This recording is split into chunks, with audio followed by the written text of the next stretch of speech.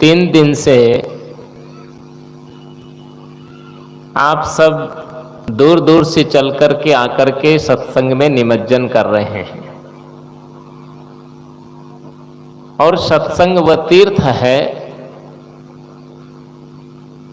जो मनुष्य के पाप ताप और संताप को दूर करने का काम करता है और संसार से तारने का काम करता है।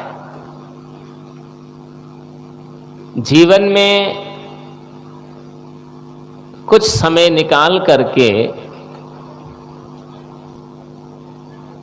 सत्संग में आप लोग बैठते हैं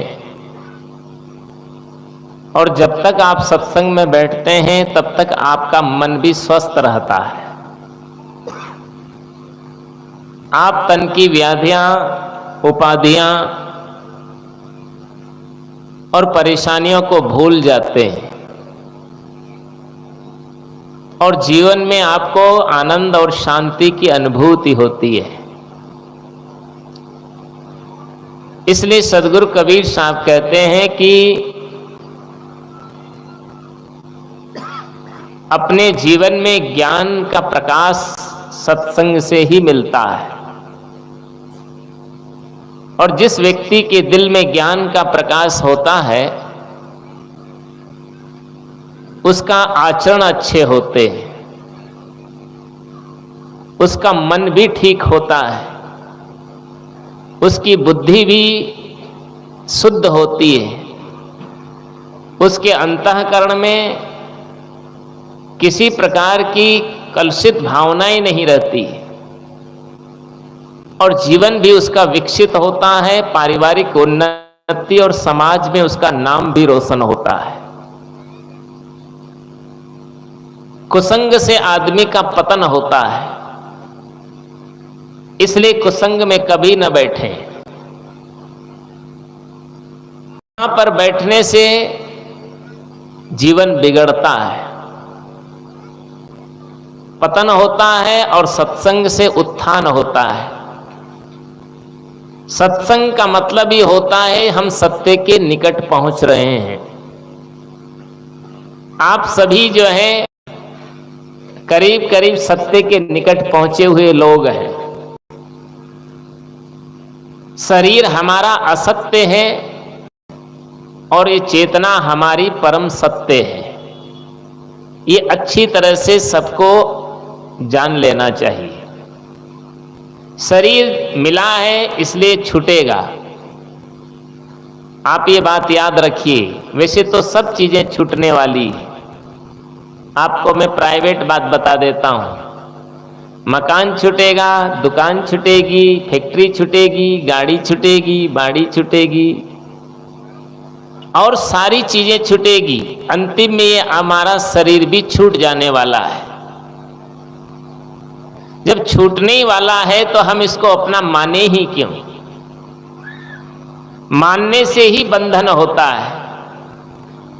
मानि मानि बंधन तर आवा और निज कर्तव्य में आप बंधावा।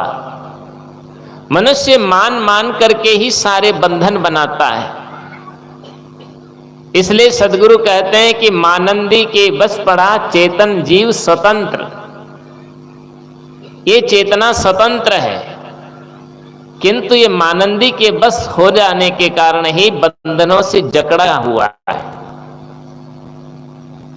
क्यों जकड़ा हुआ है? यथार्थ परीक्षा होए नहीं।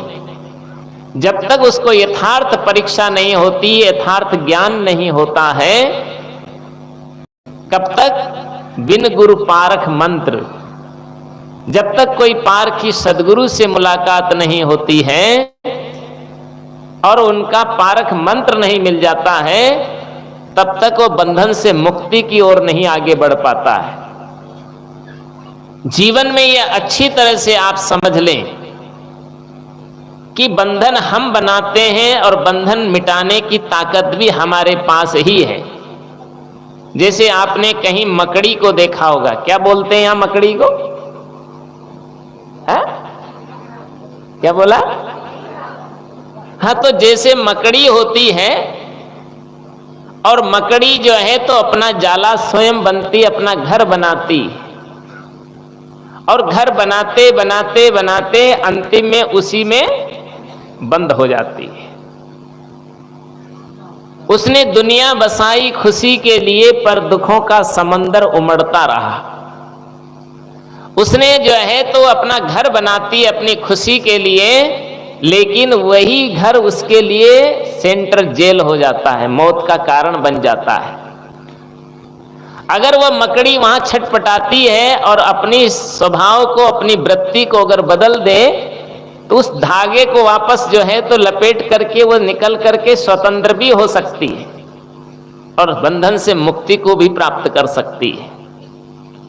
ऐसे ही हम संसार में बंधन बनाने के लिए हम स्वयं जिम्मेदार हैं, कोई दूसरा हमारा बंधन नहीं बनाता।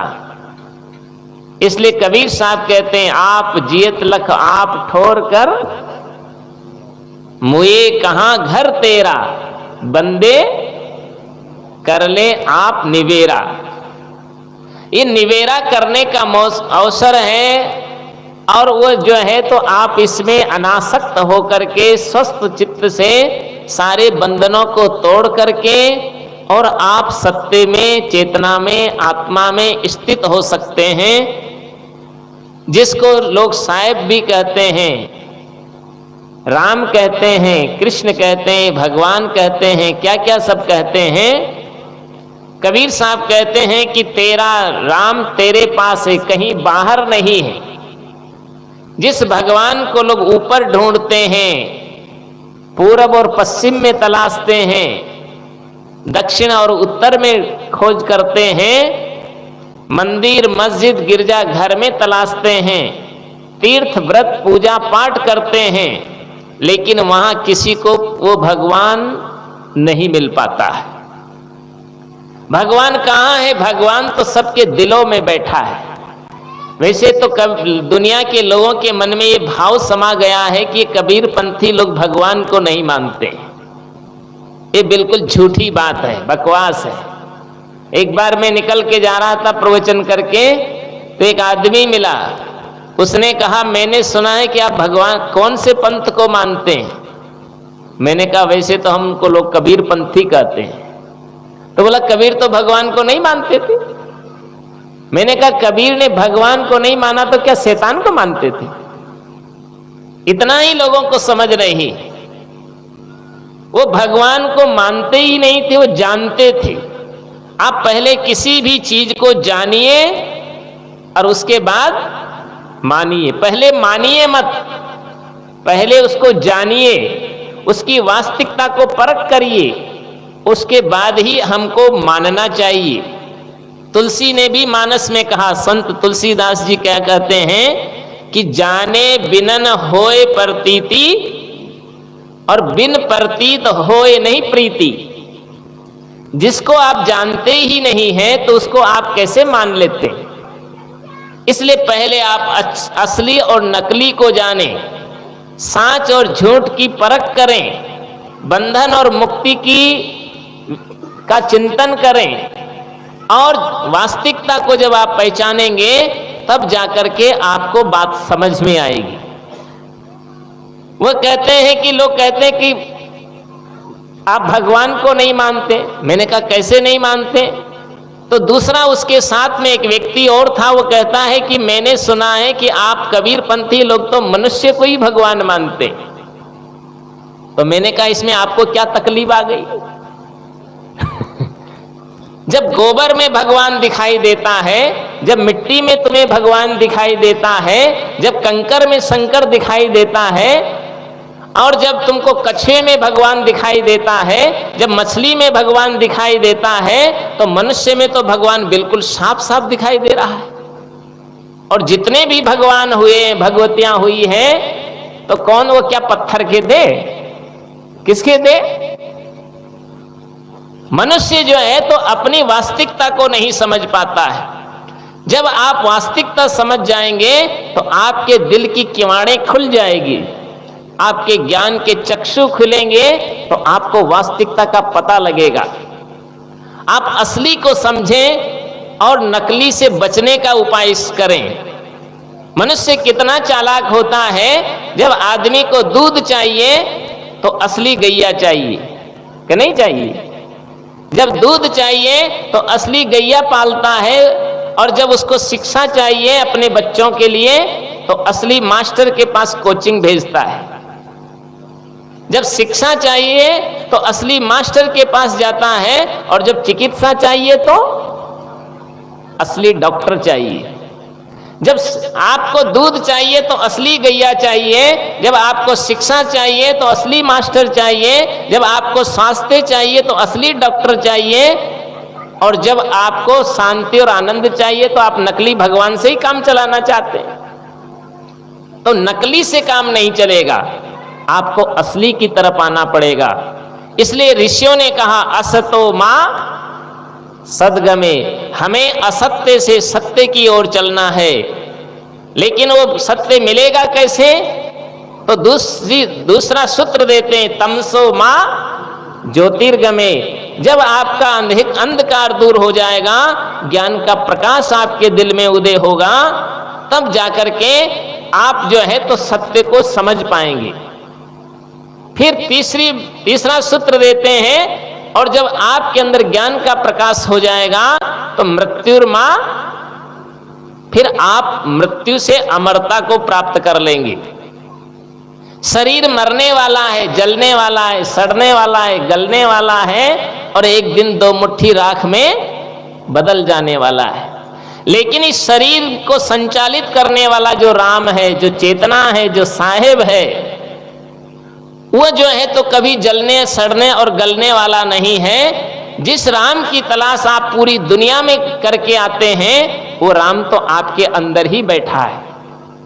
कबीर साहब कहते हैं, किसी ने कबीर साहब से पूछा राम कहाँ रहता है, तो पास में कुत्ते का पिल्ला बैठा था, कुत्ते का बच्चा। वो कहते हैं कि राम रमेते कुकरी के पूता। बोला ये कुतिया के बच्चे में भी राम है। अब कितनी अच्छी बात को कह रहे हैं, एक कुतिया के बच्चे में भी राम है। अगर आपकी दृष्टि साफ है तो आपको हर प्राणी के अंदर भगवान और भगवती के दर्शन होंगे। अगर आपकी दृष्टि साफ नहीं है तो राम भी उतर के आ जाएं, कृष्ण भी उतर के आ जाएं, शिव शंकर भी उतर के आ जाएं, विष्णु और लक्ष्मी भी उतर के आ जाएगी, तो भी आप धक्के मार के घर से निकाल दोगे। आपकी दृष्टि साफ होनी चाहिए। अगर आपकी दृष्टि साफ है तो आपको घर बैठे ही आपका राम आपके पास ही प्राप्त हो जाएगा। प्राप्त भी कहने का एक तरीका है, आप स्वयं राम है। बस केवल जो है अपने चित्त को शुद्ध करने की आवश्यकता है। इसीलिए किसी ने कहा भी है कि मथुरा में जो राम अवध द्वारिका में, पुष्कर कैलाश काशी वृंदावन कश्मीर में, बद्री केदार जगन्नाथ गोकुल नैमिषारण हिमाचल मदिराचल के तीर में, गंगा यमुना नर्मदा कावेरी गल्लका गोदावरी त्रिवेणी के नीर में, और इंद्रलोक शिवलोक बैकुंठ ब्रह्मलोक, वही राम बैठा यहां प्राणी के शरीर में। जिस राम की तलाश में आप पूरी दुनिया में घूम आते हैं, वो राम तो आपके अंदर ही बैठा हुआ है। लेकिन वो मिलेगा कैसे? उसका सूत्र कबीर साहब कहते हैं, ज्यों तिलमाही तेल है, ज्यों चकमक में तेरा साईं तुझई में जाग सके। तो जिस प्रकार से तिल्ली में तेल होता है लेकिन वो दिखाई नहीं देता है, जब आप उसको कोलू में डालते हैं और उसकी साधना करते हैं तो तेल बाहर आ जाता है, आप तेल के मालिक बन जाते हो। चकमक में आग होती है, एक पत्थर होता है और एक लोहा होता है, दोनों अलग अलग रहते हैं, उसमें अग्नि नहीं होती है, लेकिन दोनों का घर्षण करते हैं तो अग्नि दिखाई देती है। जिस प्रकार से जो तिल में तेल होता है, चकमक में आग होती है, ऐसे ही साहिब कहते हैं तेरा साहिब तुझई में जाग सके। तो सिर्फ हमें जागने की आवश्यकता है, अपने जीवन को अच्छा बनाने की आवश्यकता है, और जिसका जीवन अच्छा हो जाता है उसे कहीं भटकने की आवश्यकता नहीं होती। इसलिए अपने जीवन में सत्संग के माध्यम से आपको सत्य का बोध प्राप्त होगा। और आप ये भी बात याद रखें, आपके अंदर बड़ी ताकत है, आपके अंदर बड़ी शक्ति है, लेकिन हम अपनी शक्ति को उसी प्रकार भूल चुके हैं जैसे हनुमान भूल गए थे। उस शक्ति को याद किसने दिलाया हनुमान को? जामवंत, उस बुढ़े जामवंत ने याद दिला दिया कि तुम्हारे अंदर वो ताकत है कि एक समुद्र नहीं, तुम कई समुद्र पार करके सीता का पता लगा सकते हो। क्यों? उन्होंने अपने बल को याद किया है। ऐसे ही आप भी जो है तो हनुमान से कमजोर नहीं हैं, आप भी अपने बल को याद करिए, आपके अंदर तो बड़ी ताकत है। आप जिसको भी छुएंगे उसी को आप महान बना सकते हो, इतनी ताकत है।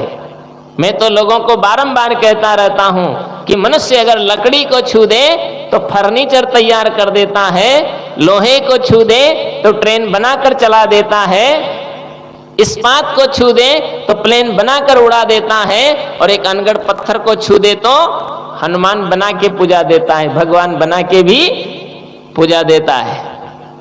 लेकिन अगर मनुष्य की नीयत बदल जाए तो वो बेच करके भी सफा कर जाता है। इसलिए मनुष्य अगर सुधर जाए तो ये देवों का भी महान देव है, और अगर ये बिगड़ गया तो शैतानों का भी शैतान बन जाता है। आपने देखा है, आज एक जगह में कथा करता था मंदिर में, और मंदिर में जब कथा करता था तो आरती होने के बाद पुजारी ताला लगा देता था। तो मैंने कहा इसमें ताला क्यों लगाते हो? पुजारी बहुत समझदार था, उसने कहा स्वामी जी बता दो। मैंने कहा बता दो। उसने कहा मंदिरों में इसलिए लगाए जाते हैं ताले। मैंने कहा किस लिए लगाए जाते हैं? बोला मंदिरों में इसलिए लगाए जाते हैं ताले कि डर है कोई बेच न डाले। मनुष्य की बुद्धि खराब हो जाने का दुष्परिणाम यह है कि हिंदुस्तान के नहीं पूरी दुनिया के मंदिर भगवान को जो है तो ताले में रहने का नंबर आ गया है। क्यों? मनुष्य जो है तो इंसान को ही धोखा नहीं देता है बंधुओं, मनुष्य तो भगवान को भी धोखा दे रहा है। एक जगह मैं दुकान पर खड़ा था, किराने की दुकान पर एक पुजारी आया, उसको घी खरीदना था। दुकान वाले से उसने कहा कि बोला जो है मुझे घी चाहिए। मैं भी वहीं खड़ा था। दुकानदार ने पूछा कौन सा घी चाहिए? पूजा तो मैं भी आश्चर्य में पड़ गया, मतलब कौन का मतलब क्या होता है? उसने कहा स्वामी जी 2 प्रकार का घी होता है। मैंने कहा 2 प्रकार का मतलब? बोला एक पूजा का घी होता है, एक खाने का घी होता है। तो मैंने कहा दोनों में फर्क क्या है? बोला खाने का घी 500 रुपए लीटर मिलता है और पूजा का घी तो 100 रुपए लीटर ही मिल जाता है। पुजारी कहता है नहीं मुझे तो जो है तो पूजा का घी चाहिए। तब मुझे पता लगा कि वास्तविक है कि मनुष्य कितना बेईमान है। वह जो है तो मनुष्य को तो धोखा देता ही है, लेकिन वो भगवान को भी धोखा देने से पीछे नहीं रह रहा है। देते हैं भगवान को धोखा, दे इंसान को क्या छोड़ेंगे, और दुनिया वाले तेरा बनकर तेरा ही दिल तोड़ेंगे। इसलिए याद रखिए आप किसी के साथ धोखा न करें, सब में भगवान और भगवती के दीदार करते हुए और सवेरे उठ करके सबको प्रणाम किया करें। तुलसी ने भी यही कहा था, सिया राम मैं करऊ प्रणाम। बस जो भी आपको प्रातः मिल जाए, माता मिले, पिता मिले, पत्नी मिले, सास मिले, बहू मिले, बेटा मिले, बेटी मिले, या रास्ते में कोई भी व्यक्ति आपको मिल जाए, तो आप कम से कम उसमें भगवान और भगवती के दर्शन करके उसको प्रणाम कर लीजिए। वास्तविक है जिसके दिल में इतनी विशाल भावना हो जाती है, कबीर साहब कहते हैं घाव काई पर घालो, जित देखो तित प्राण हमारो। जिधर मैं देखता हूं सबके अंदर वही बैठा हुआ है। इसलिए जो है जीवन में याद रखना है कि घट घट में वो साहिब रमता, कटुक बचन मत बोल रे। इसलिए सभी को याद रखना है कि सभी प्राणियों के प्रति हमारे अंदर करुणा हो, प्रेम हो, सेवा की भावना जगे और विनम्रता पूर्वक जीवन जीते हुए सद्गुरु और संतों की उपासना करें। सद्गुरु की उपासना करने से ही सत्य का और तथ्य की जानकारी मिलती है और जीवन हमारा अच्छा, सुखी और आनंदित बनता है। इसी उद्देश्य को लेकर के हमारे पूर्णेंद्र साहब ने जो है तो 3 दिवसीय कार्यक्रम का आयोजन रखा। मुझे तो आने का था नहीं, लेकिन इन्होंने बहुत कहा कि आपको आना है, और संजोग से इनका बहुत प्रेम और इनसे मिलना भी था। वैसे जब से गिरे हैं उस समय मेरी बात हुई थी, और उस में इनको बड़ा धैर्य पूर्वक जो है तो अपने जीवन में अपने शरीर को इन्होंने संभाला है। मैं देखा है जब ये पहले साधु नहीं थे तब से पहले से इनका जीवन साधना परायण रहा, सेवा परायण रहा। और जब पहली बार मैं यहाँ आया था, छत्तीसगढ़ में प्रवेश लिया, एक गुरुशील साहब ने जो है तो मुझे एक गांव है, कौन सा, नवा गांव, आला नवा गांव, वहां बुलाया था। उसके पहले इन्होंने एक बार जो है तो मेरा पंपलेट भी छपवा दिए, लेकिन मैं नहीं आ पाया था। और जब प्रथम बार यहाँ पर आया तो यहाँ पर जो है तो एक भक्त हैं, क्या नाम था उनका, तोरण लाल जी साहू, उनकी यहाँ पर मैं सवेरे सवेरे ट्रेन से उतर करके रात को जब उतरा तो वो लोग वहां लेकर के आए यही आपके उरला में। और वास्तविक जो है तब से कई बार मेरा आपसे मुलाकात हुई और आपका प्रेम मुझे यहाँ लेकर के आया। और इस आश्रम को इन्होंने बहुत सुंदर और सुसज्जित ढंग से बहुत जल्दी से प्रगति किया है। कितने अच्छे पेड़ हैं, कितने अच्छी सुविधाएं उपलब्ध करा रहे हैं, और आप लोगों का सहयोग, आप लोगों की सेवा भावना, आप लोगों की उदारता, ये हमेशा जो है तो इसी प्रकार निरंतर बनी रहे, ताकि इस आश्रम की प्रगति हो, उन्नति हो, और साथ साथ में जो है सहयोग करने वाले कोई पीछे नहीं रहता। और आप जब भी ऐसा काम करें तो सारे के सारे लोग आपके साथ में हैं। आप बहुत अच्छा काम कर रहे हैं, आपका नाम तो जो है तो पूर्णेंद्र है, तो ये पुण्य का ही काम है। और वास्तविक में संत कोई अपने लिए नहीं करता, संत तो समाज के लिए खाते हैं, समाज के लिए बोलते हैं, समाज के लिए जीते हैं, और समाज के लिए ही मर जाते हैं। इसीलिए तो कहा है तरवर सरवर संत जन, चौथा बरसे परमारथ के कारणे चारों धरिया दे। एक मुट्ठी चावल तो खाने के लिए साधु को कोई भी दे देता है, लेकिन साधु जो है, एक जगह जो है तो एक संत से किसी ने कहा था कि जो है साधु तो बैठे बैठे खाते हैं, साधु बैठे बैठे खाते हैं। मैं वहां दौसा में कॉलेज में गया तो वहां एक बालक ने कहा कि बोला जो है साधु तो बैठे बैठे खाते हैं। तो मैंने कहा तुमने बिल्कुल करेक्ट कहा, बिल्कुल ठीक कहा, कि जो साधु होते हैं, जो पशु होता है वो जो है तो खड़ा खड़ा खाता है, जो रोगी होता है वो पड़ा पड़ा खाता है, और साधु बिल्कुल दुरुस्त है, स्वस्थ है, इसलिए वो बैठा बैठा खाता है। लोग समझते हैं कि साधु तो मुफ्त का खाते हैं, साधु कभी मुफ्त का नहीं खाते हैं। साधु का उपकार इस समाज पर बहुत बड़ा है। संतों का उपकार अपार और ऋणी रहेगा ये संसार। संत के तो दर्शन करने से ही जो है तो आदमी के जीवन में आनंद और शांति की अनुभूति होती। इसलिए राम भी उनके चरणों की सेवा के लिए लालायित रहा करते थे। कृष्ण भी संत के पीछे पीछे घूमते थे। निरपेक्षम मुनि शांतम निर्वैरम समदर्शनम अनुव्रज्या पुएते ग्रेणु भी। उनसे पूछा आप संतों के पीछे क्यों घुमा करते हो?